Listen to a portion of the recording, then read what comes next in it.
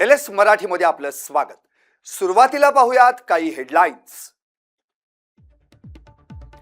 भिवंडीत TET paper फुटी प्रकरणात आणखी एक मोठी कारवाई। संस्था चालक प्रकाश पवारला अटक। आज दुपारी भिवंडी न्यायालयात करणार हजर। प्रकरणात आतापर्यंत तब्बल 16 जणांना अटक। नागपुरात FDAची मोठी कारवाई। 24,000 किलोचा एनालॉग चीजचा साठा जप्त। चंद्रा डेअरी आणि शिवम डेअरी मधील दही आणि चीजचा साठा नष्ट। जळगावात मृत अर्भक आढळल्यानं खळबळ। पहाटे अंधाराचा फायदा घेत अर्भक फेकल्याचा संशय। शनीपेठ पोलिसांसह फॉरेन्सिक टीमकडून तपास सुरू। परभणी जिल्हा सामान्य रुग्णालयात नागरिकांना वेळेवर सुविधा मिळत नसल्याचं उघडकीस। बाल रुग्ण विभागाची लिफ्ट अनेक वर्षांपासून बंद। असुविधेमुळे नागरिकांमध्ये संतापाची लाट। रांचीला पाठ आणि जंतर मंतरला तोंड दाखवणं हा विरोधी पक्षाचा आणि राहुल गांधींचा दुटप्पीपणा। झारखंडमध्ये विद्यार्थ्यांवर झालेल्या लाठीचार्जच्या निषेधार्थ आशिष शेलारांची टीका। पुण्यात कायदा आणि सुव्यवस्थेला आव्हान देणारी घटना। 3 समाजकंटकांकडून 8 चारचाकी वाहनांची तोडफोड। घटनेनंतर परिसरात भीतीचं वातावरण। नमस्कार, मी संदीप आणि आता बातम्या विस्तारानं। आशिष शेलार यांची राहुल गांधींवर खोचक टीका। रांचीला पाठ आणि जंतर मंतरला तोंड दाखवलं हा विरोधी पक्षाचा आणि राहुल गांधींचा दुटप्पीपणा आहे।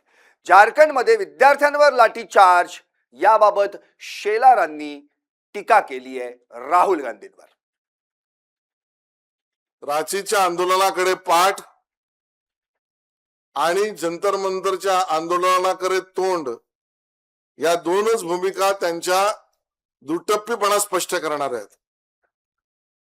जर विद्यार्थी हित, तरुणांचं भविष्य, परीक्षेमधली पारदर्शकता यानी रोजगार, नोकरी या विषयाला धरून जर आंदोलनाला समर्थन देणाऱ्या संघटना, बऱ्याच संघटना आहेत छोट्या मोठ्या, त्या आज रांचीला पाठ का दाखवतायत? रांचीला पाठ दाखवणं आणि जंतर मंतरकडे तोंड दाखवणं हा त्यांचा राजकीय तोंड देखलेपणा आहे आणि म्हणून हे विरोधी पक्ष तोंडावरच पडतील असं आमचं म्हणणं आहे। उद्योग मंत्री उदय सामंतांनी चाकणमधील कंपनी स्थलांतरावर आपली प्रतिक्रिया दिली आहे। चाकणच्या विकासावर राजकीय भांडवल करू नका असं सामंतांनी म्हटलंय। चाकणच्या रस्त्यांसाठी 100 ते 150 कोटींची तरतूद देखील करण्यात आली आहे। गेल्या 3 वर्षांपासून बातम्या येत आहेत, प्रश्न आम्ही सोडवतोय। चूक झाली तर सांगा, पण राजकीय भांडवल करू नका असं सामंतांनी म्हटलंय। गेली 3 वर्ष अशा कंपन्या जात आहेत म्हणून अनेक बातम्या काही लोक पसरवतात। कुठेही तुमची कंपनी जात नाही। मुद्दा असा आहे की चाकणच्या बाबतीमध्ये MIDC आणि सार्वजनिक बांधकाम विभाग असं एकत्र येऊन काही इन्फ्रास्ट्रक्चर आपण करतोय। मध्ये देखील राज्याच्या उपमुख्यमंत्री सुनेत्राबाई यांनी या संदर्भामध्ये बैठक लावलेली होती आणि त्याच्यामध्ये अतिशय सकारात्मक निर्णय आम्ही घेतलेले आहेत। तिथल्या फ्रीजचा विषय असेल, 6 लेन करण्याचा विषय असेल, TDR देण्याचा विषय असेल, त्याच्यावर आम्ही अतिशय सकारात्मक निर्णय घेतलेले आहेत आणि आम्हाला जसा उद्योजकांबद्दल कॉन्फिडन्स आहे तसा उद्योजकांना देखील आमच्या सरकारबद्दल कॉन्फिडन्स आहे।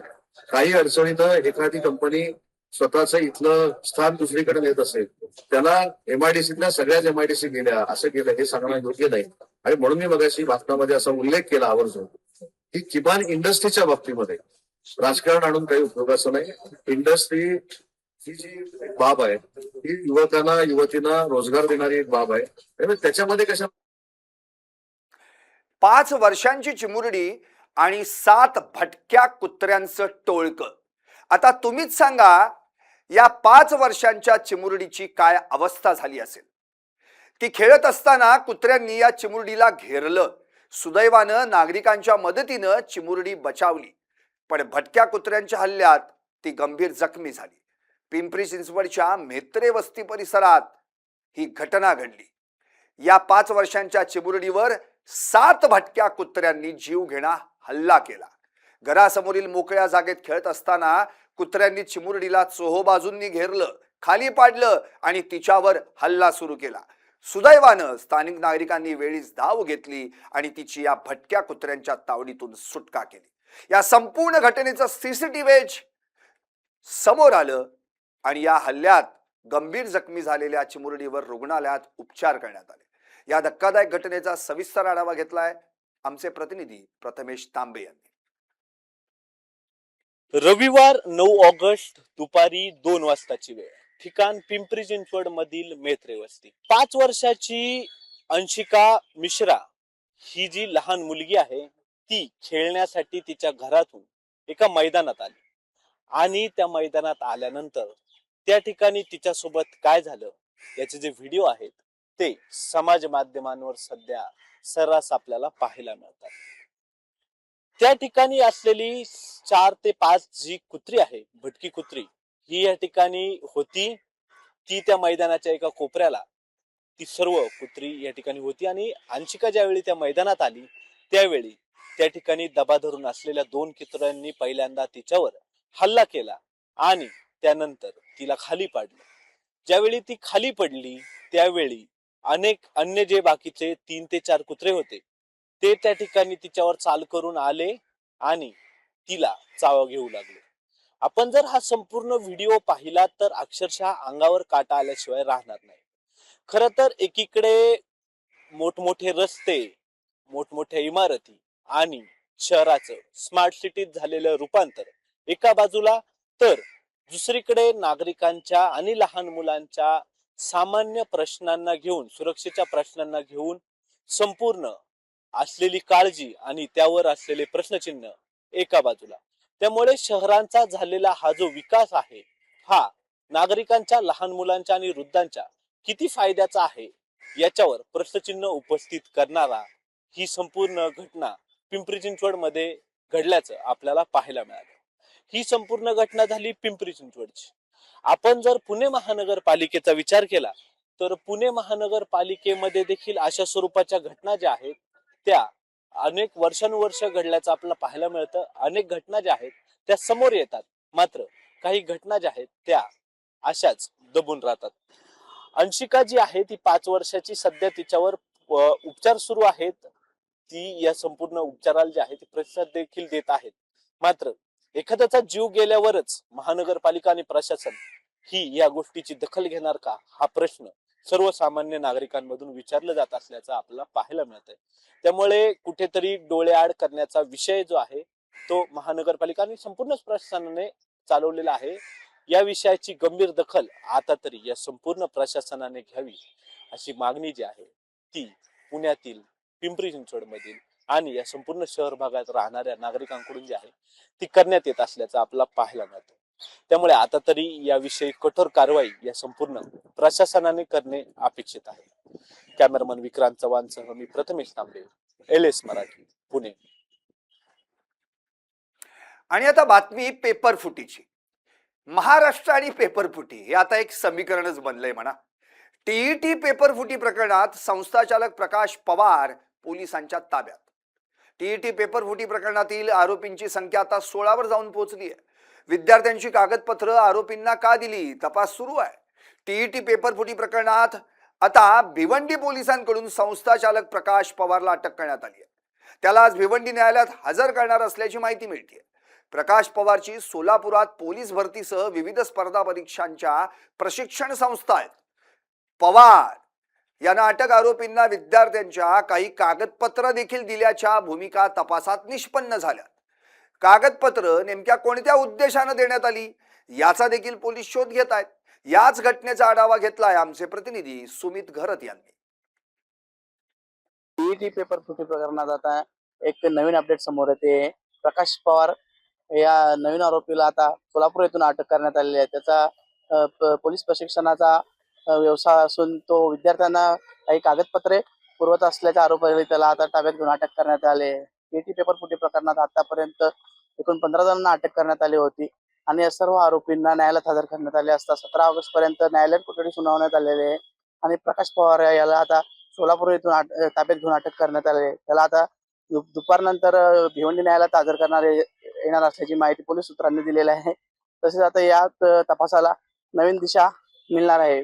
प्रकाश पवार हा सोलापूरचा असून पीएटी पेपर फुटी प्रकरणात आता महाराष्ट्र कनेक्शन उघड झालेले आहे. तसेच इतर राज्यातील आणखी काही ही याच्यामध्ये असल्याची शक्यता पोलीस सूत्रांनी वर्तवलेली आहे आणि महाराष्ट्राबाहेरील कनेक्शन उघड होण्याची शक्यता वर्तवण्यात येत असून पोलीस त्या दिशेने तपास करत आहेत. सुमित घरात, LS मराठी, भिवंडी. हल्ली कोणत्या कारणावरून कुणाचा खून होईल याचा काही नेम नाही. आणि त्यात पुणे, ते म्हणतात ना, पुणे तिथे काय उणे. अहो, वडापाव घेताना पाय लागला या कारणावरून तरुणाचा खून. छातीवर मार लागलेल्या या तरुणाचा मृत्यू झालाय. गणेश पेठेत क्षुल्लक कारणावरून या तरुणाला आपला जीव गमवावा लागलाय. तरुणाच्या मृत्यू प्रकरणी एकाला ताब्यात घेण्यात आलंय आणि पोलिसांचा तपास सुरू आहे. पुण्याच्या गणेशपेठ परिसरात पायाला धक्का लागल्याच्या क्षुल्लक कारणातून झालेल्या वादात एका तरुणाचा खून करण्यात आला. वडापाव खरेदी करण्यासाठी गेलेल्या तरुणासोबत हा प्रकार घडला. गणेश पेठेतील डुल्या मारुती चौक परिसरात ही घटना घडली. 28 वर्षीय शिवम परदेशी असं मृत तरुणाचं नाव आहे. वडापाव खरेदी करत असताना पायाला धक्का लागल्याच्या कारणातून शिवमचा 24 वर्षीय वैभव साळुंके याच्यासोबत वाद झाला. या वादात शिवमच्या छातीवर मार लागला. त्यानंतर तो घरी जाऊन झोपला, मात्र झोपेतच त्याचा मृत्यू झाल्याची प्राथमिक माहिती आहे. या घटनेचा पुढील तपास सुरू आहे.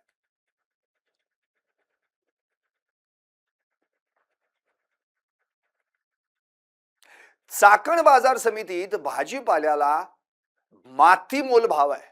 म्हणजे कोथिंबीर 1 रुपये, मेथी 2 रुपये, शेतकरी हवाल देईल. उत्पादन खर्च तरी निघतोय का? भाजीपाला उत्पादक शेतकरी संकटात आलाय. घाम गाळून पिकवलेल्या भाजीपाल्याला असा कवडीमोल भाव मिळत असेल तर शेतात भाजीपाला पिकवून फायदा काय? रात्रंदिवस काबाड कष्ट करून पिकवलेल्या भाजीपाल्याला चाकण बाजार समितीत अक्षरशः मातीमोल भाव मिळतोय.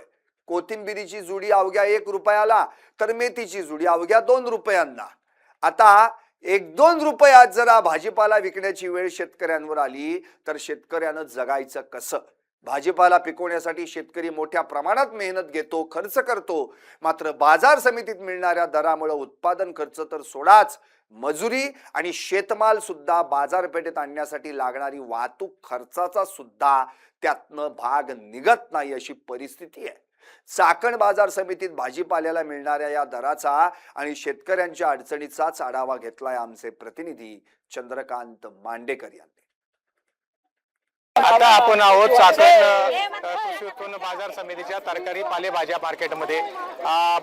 मागील काही दिवसापासून संततधार पावसामुळे शेतीमाल अत्यंत खराब झालेला आहे.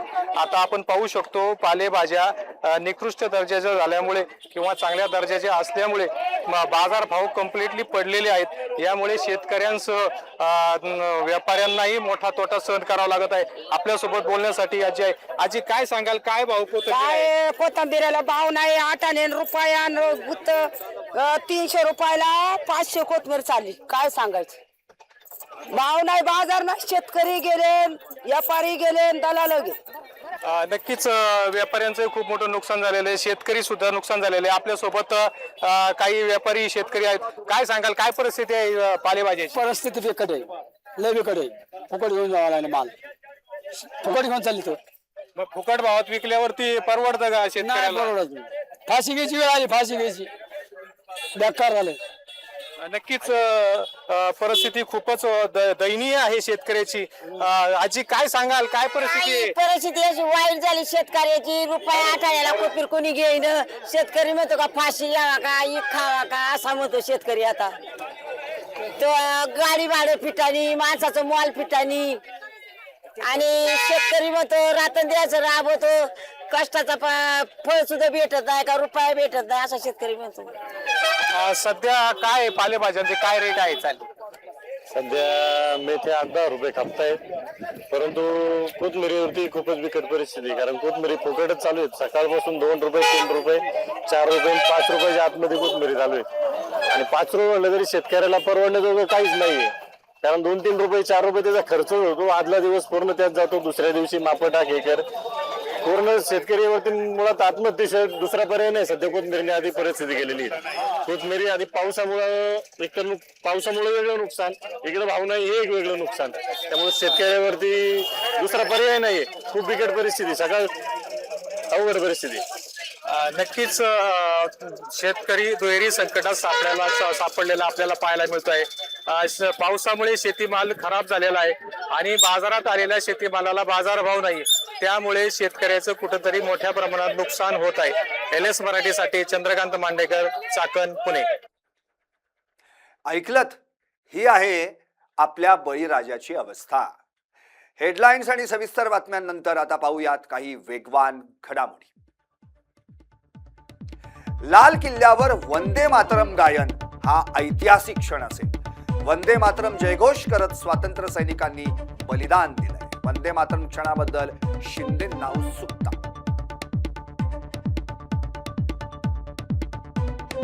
छत्रपती संभाजीनगरमध्ये इम्तियाज जलील यांना शुभेच्छा देताना लोटालोटी. नगरसेवकाला मारहाण केल्यानं परिसरात तणावाचं वातावरण. इंदापूरमध्ये संत सावता महाराजांच्या 731व्या पुण्यतिथीनिमित्त विविध धार्मिक कार्यक्रमांचं आयोजन. संत सावता महाराजांच्या जयघोषानं संपूर्ण वातावरण भक्तिमय. छत्रपती संभाजीनगर विमानतळावरून वर्षभरात 6,28,00,000 प्रवाशांची हाताळणी तर 1.362 टन माल वाहतूक. महाराष्ट्रातील सर्वाधिक वर्दळीच्या विमानतळांमध्ये छत्रपती संभाजीनगर 4थ्या क्रमांकावर. जळगावात 7 लाखांच्या थकबाकीनं व्यापाऱ्यानं घेतलं टोकाचं पाऊल. सुसाईड नोटमध्ये व्यवहाराचा केला खुलासा. राजस्थानमधील फर्मवर गंभीर आरोप. नांदेडमधील मतिमंद विद्यालयातील विद्यार्थ्यांनी बनवल्या आकर्षक राख्या. या राख्या विक्रीसाठी बाजारात ठेवल्या जाणार. राख्या खरेदी करून विद्यार्थ्यांचा आत्मविश्वास वाढवावा असं शाळा प्रशासनाच्या वतीनं आवाहन. वाशिमच्या चौकात मोकाट जनावरांचा वावर. अपघाताचा धोका वाढला. जनावरांचा बंदोबस्त करून सुरक्षितता सुनिश्चित करण्याची नागरिकांची मागणी. कोल्हापुरात खंडपीठासाठी 52 एकर अतिरिक्त जागेसाठी राज्य शासनाला देण्यात आला प्रस्ताव. आता खंडपीठासाठी एकूण 75 एकर जागा उपलब्ध होणार. लवकरच होणार शिक्कामोर्तब. नांदेडमध्ये फुकटचा केक मागत मारहाण करणाऱ्या गुंडांची पोलिसांनी काढली धिंड. पोलिसांनी तातडीनं केलेल्या कारवाईमुळे व्यापाऱ्यांमध्ये समाधान. अवयव प्रत्यारोपणासाठी पुणे विमानतळावरून मुंबईला ग्रीन कॉरिडॉर. कमी वेळेत अवयव पोहोचवण्यात आल्यानं प्रत्यारोपण प्रक्रियेसाठी ही वाहतूक महत्वाची ठरली. पुण्यातील स्वामीनारायण मंदिर परिसरातील टेकडीवरील दगडी इमारतीच्या छताच्या कडेला तरुणी धोकादायक अवस्थेत. व्हिडिओ सोशल मीडियावर व्हायरल. आणखी काही विशेष आणि महत्त्वपूर्ण घडामोडींसाठी पाहत रहा LS मराठी.